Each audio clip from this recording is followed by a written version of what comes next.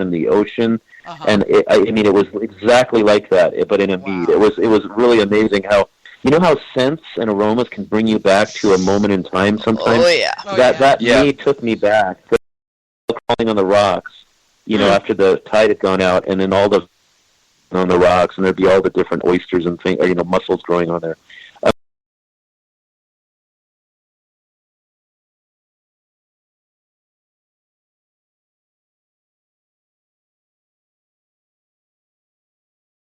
And then I'll get up to the New England area at some point in the near future, and I'll get to maybe see if I can catch a drink of it out of Bob.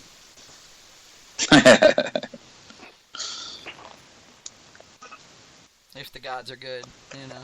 So, what's on the upcoming list, Tom? For things I'm going to make? I've got a star anise I haven't, star thistle that was like anise, but star thistle that I'd like to make. I just got a gallon of it. And then I have a friend of mine who's a commercial beekeeper in Nebraska, and they had such a dandelion honey flow this year. He's trying to get some dandelion honey for me, and it's really hard because you know, there's an apiary with, you know, like 50 beehives, and you might only get 1 or 2 combs from there, and then he's extracting it. So he brought a little bottle of it in for me to try. And it is so amazing. It tasted exactly like the dandelion flowers smell when they're blooming, and it was golden colored. Yeah, so I don't know if you can get me a gallon of that, but that would be so cool to do a dandelion blossom, because the dandelion blossoms spring, and the bees have run out of honey, and so as a beekeeper, you usually want them to keep it for their own use because they, you know, so they won't starve. But it was such a dandelion flow this spring. He's trying to make some of that. So I haven't talked with him, you know, for a few weeks, but it would be really awesome if I could get a little bit of that honey, because that would be a very special varietal that, you know, you don't really get very often. Yeah, I've been struggling with the same thing with almonds. Almonds are the same thing; they flower so late that no beekeeper wants to give you the honey. Yeah. Macadamia is one of my go-to.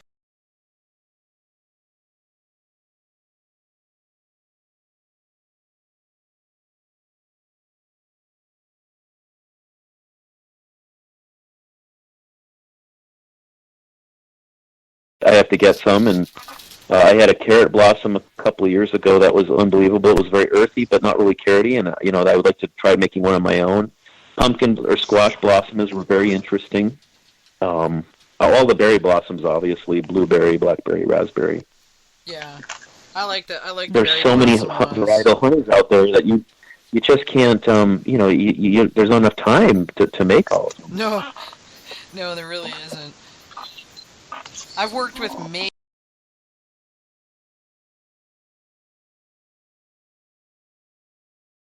to a greater or lesser extent, but there are so many yet on my list that I would like to try.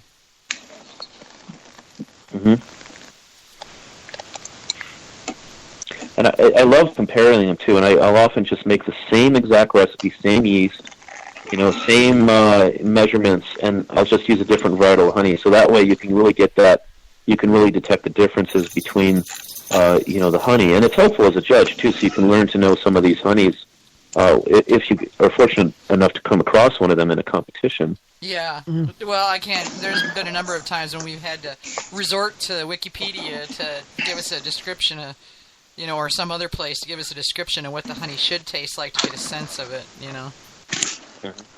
Should it have this note to it? Oh, yeah, okay, it does.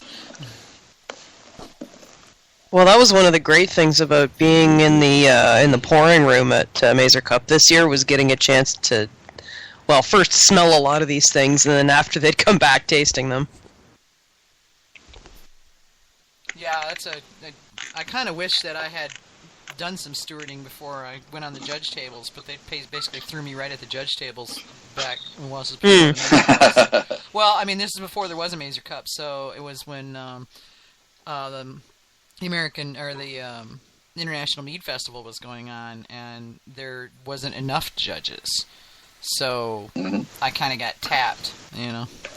But yeah, I mean, I think there's a lot more breadth of opportunity with, you know, with stewarding to really kind of test the waters and find out what kinds of things are possible. Oh, and Jeannie loved stewarding. and you get to, you get to taste the different meads and everything, and then just how busy and how well organized everything is too. There's a lot of meads to be poured within a certain amount of time, and it has to be done really well. Yeah. Well, it's a science. The judges, we just sit there and, they bring us the next, the next entry for us to judge, and we just try it, and then they bring us the next one, and, you don't really even realize what is going on behind the scenes unless you've been a steward yourself. Mm. Yeah, even this year I was table stewarding most of the time, and yes, I had the similar experience to you. You just get waited on. It was quite good. Yeah, that's the first thing I learned in judging is spit. Even if it tastes really, really good, spit anyway. Yeah. It only took one time And starting with fortified meads and being shit-faced by lunchtime to teach me that lesson. And it's so hard because some of them are so good, and you don't want to waste them. Yeah, you want to say, some aren't very good, and you're like, okay, that one you can take away, but some are so really good. And I just want to finish it. Well, those are the ones that you shove to the back. The glass? After you judge them, you shove to the back and go, okay, well, we might need to try this one again, Or I keep a running list of the numbers. Because, all the half-empty bottles turn up later, so... Oh, that's smart. Absolutely. Yeah, I did that. Yeah. I did that, too. There was a couple where it's like, when they're done with this, I have to find out if this tastes as good as it smells. Yeah. Sometimes yes, sometimes no. Yeah. I mean, 627 was utterly effing amazing. I'm going to track that one down later, so, later on when... ceremony, and when the judging is all done, you have the opportunity to go.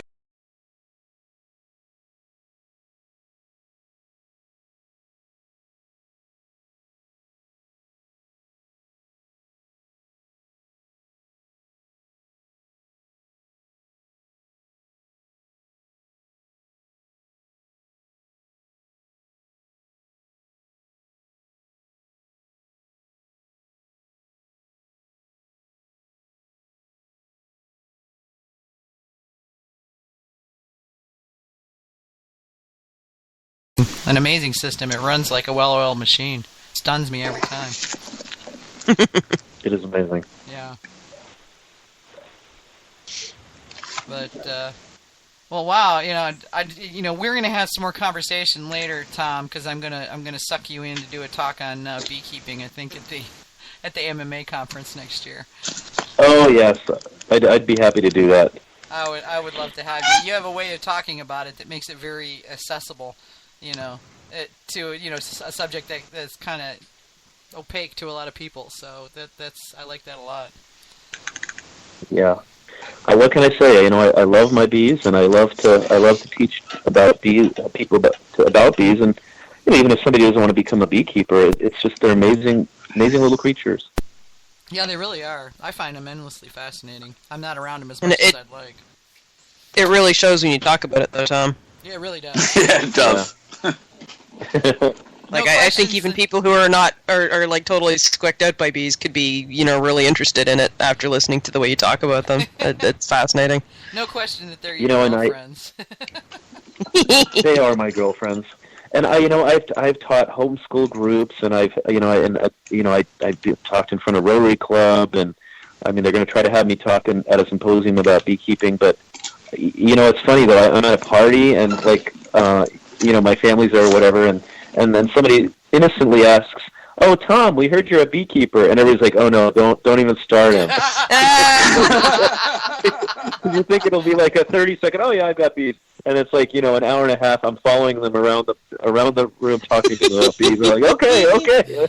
And so then it swarmed, and there was 2 queens. Can you believe it? 2 queens. Yeah. But let me tell you about when I collect drone semen. That's a whole other story. Your hands get really sticky. Let me tell you. How about you the life at the family parties there, Tom? Yeah, but they're spitting up honey because they're really excited. I get them so excited they vomit.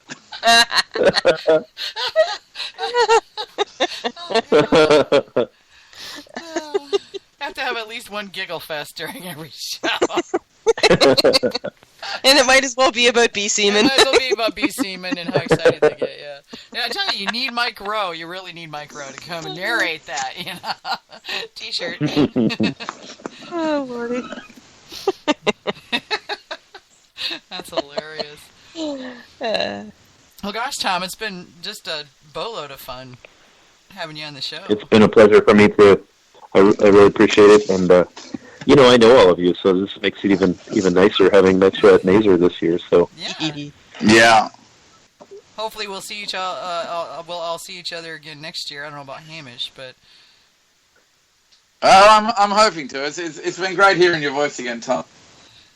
Yeah, it's been great hearing your voice too.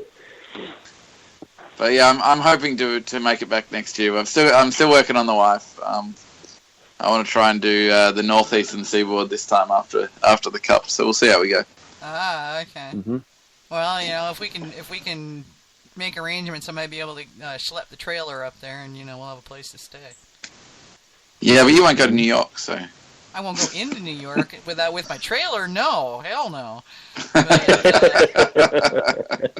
that would be an adventure. That would be an adventure. Yeah. I barely get my car in and out of New York, thank you. But you know, there are campgrounds in other places. So. Yeah, well, I want to see Sergio, and Bobby Slans has been working on me the way I've been working on you. So. Yeah, well, if Bobby's been working on you the way you've been working on me, then he's leaning on you pretty hard. Yeah, Tom, the man's been at me like every time we talk. So when you coming to Australia? You're coming to Australia, right? Soon? When are you coming? You better get over here. Come on, you're going to Australia. Yeah. Damn straight. Well, there's a lot of beekeepers in Australia too. I'd have to go and find some beekeepers in Australia to see how they're doing things down there. There you go. Yep. Yeah, while I'm drinking mead. Well, yeah. And Apparently, Hamish knows where all the meteors are. So. You say that beekeepers, their biggest profit is in pollination rather than in actually making honey. It's true here that honey making isn't the biggest here. I am told though one of the most profitable things that we can do is sell queens, and we'll pack up our queens into little cardboard boxes and we'll send them all around the world to all you people who are suffering from this CCD and whatnot. And and yeah, so queen exporting is one of our biggest trades at the moment. Mm-hmm. Yeah, with a lot of things, there's almost even more money in producing the things that support it rather than whatever the commodity that's trying to be supported. I mean, I know people that raise cattle and breed cattle, and they sell them to the people that are actually, producing the beef or whatnot. Mm-hmm. Bobby's ratting you out, Hamish. Yeah, well, he would. That's pretty funny. Well, gee, maybe we need to do it like a group trip to Australia. Oh, God. Oh, my God. Yeah, that could be so wrong. fun. That would be fun. We get in so much trouble, Yeah, we've already established, Vicky, that you and I should not be in the same state or province for too much longer at the same time. 4 or 5 days. Or we get in too much trouble.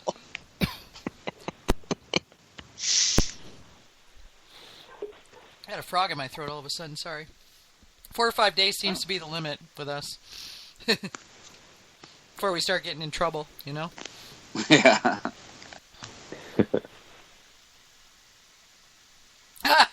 Bob Slant's saying Mead Tour 18. Well, the Mead Tour 18 is supposed to be the Northeast, Bobby. That's the plan.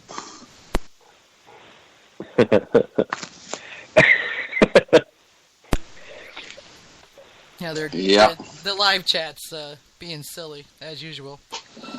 I hate it when you get that little scritch at the back of your throat and it's like... can't do anything about it, and I don't have any honey in the trailer right now, so... Maybe the first thing I do, that usually resolves it. AJ's talking about Australian queens being shipped to Canada, being like mail order brides, and not really getting what they're expecting. Australian queens in the desert with a bus,